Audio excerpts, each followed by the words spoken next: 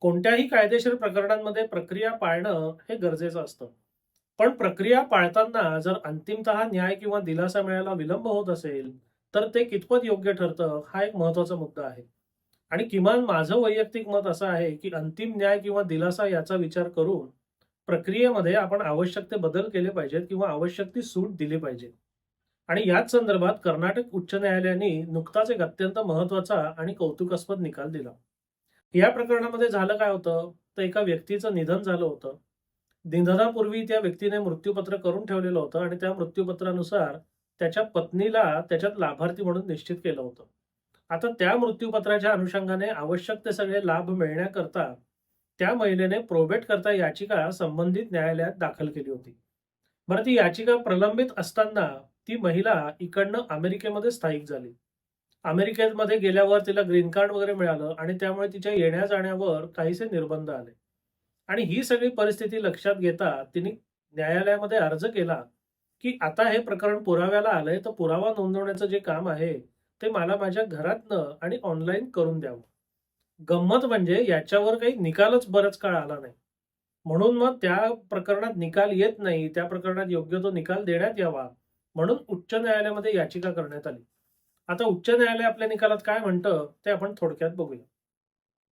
याचिकाकर्तीने न्यायालयासमोर आणखीन एक प्रार्थना केलेली आहे, की व्हिडिओ कॉन्फरन्सिंग मधील नियम 531 मध्ये शिथिलता देण्यात यावी, जेणेकरून तिचा पुरावा व्हिडिओ कॉन्फरन्सिंगद्वारे नोंदवता येईल.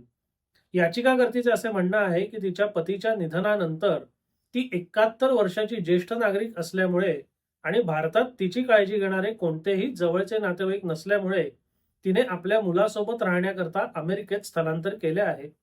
सध्या ती अमेरिकेची ग्रीन कार्ड धारक असून त्या दर्जामुळे तिच्या भारतात ये-जा करण्यावर काही निर्बंध लागू होतात. तिचे पुढे असंही म्हणणे आहे, की तिने व्हिडिओ कॉन्फरन्सिंगद्वारे पुरावा नोंदवण्याबाबत दाखल केलेला अर्ज आणि त्यासंबंधीचे व्हिडिओ कॉन्फरन्सिंग नियम दिनांक 19/12/2025 रोजी न्यायालयाच्या अभिलेखावर दाखल केलेले आहेत. त्याच्यावर सविस्तर युक्तिवादही झाला आहे. तथापि अद्याप त्या अर्जावर कोणताही निकाल देण्यात आलेला नाही. अभिलेखावरनं असे दिसून येते, की कन्नड प्रभा आणि इंडियन एक्सप्रेस या वृत्तपत्रांमध्ये सार्वजनिक नोटीस प्रसिद्ध करूनही इच्छापत्रास कोणत्याही व्यक्तीने हरकत घेतलेली नाही. साहजिकच ही कार्यवाही बिनविरोध राहिली आणि याचिकाकर्तीचा पुरावा नोंदवण्यासाठी प्रकरण दिनांक 18 जून 2025 रोजी निश्चित करण्यात आले. त्यानंतर याचिकाकर्तीने दिवाणी प्रक्रिया संहिता आणि व्हिडिओ कॉन्फरन्सिंग नियम यांच्या तरतुदीनुसार अर्ज दाखल केला आणि व्हिडिओ कॉन्फरन्सिंगद्वारे स्वतःचा पुरावा नोंदवण्याची परवानगी मागितली. याशिवाय सदर कार्यवाही बिनविरोध असून खालच्या न्यायालयाने प्रसिद्ध केलेल्या सार्वजनिक नोटीसला कोणताही प्रतिसाद किंवा विरोध झालेला नाही. म्हणूनच आम्हाला असं वाटतं, की व्हिडिओ कॉन्फरन्सिंग नियमातील नियम 18 अंतर्गत प्रदान केलेल्या अधिकारांचा वापर करून नियम 531 मध्ये शिथिलता देणे योग्य ठरेल. परिणामी याचिकाकर्तीला अमेरिकेतील तिच्या निवासस्थानावरून व्हिडिओ कॉन्फरन्सिंगद्वारे पुरावा नोंदवण्याची परवानगी देण्यात येत आहे. त्यानुसार नियम 5.1 अंतर्गत दूरस्थ ठिकाणी समन्वयक नेमण्याची आवश्यकता, तसेच नियम 531 अंतर्गत भारतीय दूतावासामार्फत संपूर्ण प्रक्रिया राबवण्याची अट खालील अटींच्या अधीन राहून शिथिल करण्यात येत आहे. अट क्रमांक 1. याचिकाकर्तीने खालच्या न्यायालयासमोर असे हमीपत्र दाखल करावे, की तिचा पुरावा नोंदवताना ती कोणत्याही प्रकारे व्हिडिओ कॉन्फरन्सिंग खंडित करणार नाही किंवा कोणताही अडथळा निर्माण होऊन देणार नाही. क्रमांक 2. जर व्हिडिओ कॉन्फरन्सिंगमध्ये झालेला व्यत्यय हा याचिकाकर्तीच्या कारणामुळे झाला, तर त्या दिवशी नोंदवण्यात आलेला संपूर्ण पुरावा रद्द मानला जाईल. क्रमांक 3. कार्यवाहीची निष्पक्षता, विश्वासार्हता अबाधित राहावी यासाठी आवश्यक वाटल्यास खालच्या न्यायालयास आणखी आवश्यक संरक्षणात्मक अटी घालण्याचे स्वातंत्र्य राहील. वरील सर्व मुद्द्यांच्या आधारे ही याचिका मंजूर करण्यात येते.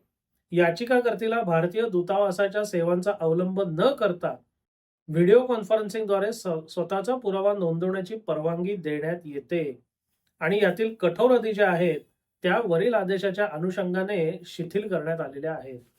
म्हणजे एखादा मनुष्य जेव्हा तुमच्याकडे न्यायाकरता दिलासाकरता येतो, तेव्हा प्रकरणाच्या अनुषंगाने त्या ज्या काही कायदेशीर अटी असतील त्याला घट्ट पकडून राहायचं आणि त्या माणसाला विलंब होत राहायचा किंवा त्या माणसाला तडफडून द्यायचं किंवा एकंदर प्रकरण, त्या माणसाची मागणी, त्याला झालेला विरोध, अंतिम न्यायाच्या किंवा दिलासाच्या दृष्टीने काय गरजेचं आहे, याचा सदसद विवेक बुद्धीने विचार करायचा आणि प्रक्रियेमध्ये जी काही सूट आवश्यक असेल, ती द्यायची आणि मोकळं व्हायचं. हे 2 पर्याय असताना खालच्या न्यायालयाने काहीच केलं नाही.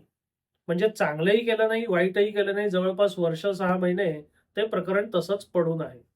त्याच्या विरोधात उच्च न्यायालयात गेल्यावर उच्च न्यायालयाने या सगळ्या गोष्टींचा विचार केला आणि विचारपूर्वक योग्य त्या अटी आणि शर्ती घालून मुख्य ज्या कठोर अटी आणि शर्ती होत्या त्या शिथिल केल्या आणि त्या प्रकरणाला पुढे जाण्याकरता आणि त्या व्यक्तीला ती जिथे आहे तिथूनच पुरावा नोंदवण्याकरता वाट मोकळी करून दिली. म्हणजे जर इच्छाशक्ती असेल, सदसद विवेकबुद्धी वापरायची ठरवली, तर अडचणीतनं मार्ग काढता येतो. याचं हा निकाल म्हणजे एक उत्तम उदाहरण आहे. देशभरातल्या न्यायालयांनी त्यांच्यापुढे जे प्रकरणं येतात आणि त्याच्यामध्ये ज्या तांत्रिक अडचणी येतात, त्यातनं मार्ग कसा काढावा याच्याकरता या उदाहरणाकडे नक्की बघावं, असं किमान माझं वैयक्तिक मत आहे. या प्रकरणाचा तपशील तुम्हाला व्हिडिओच्या डिस्क्रिप्शनमध्ये मिळेल. या निकालाबद्दल, या विषयाबद्दल तुम्हाला काय वाटतं? हा व्हिडिओ तुम्हाला कसा वाटला? अवश्य कळवा. धन्यवाद.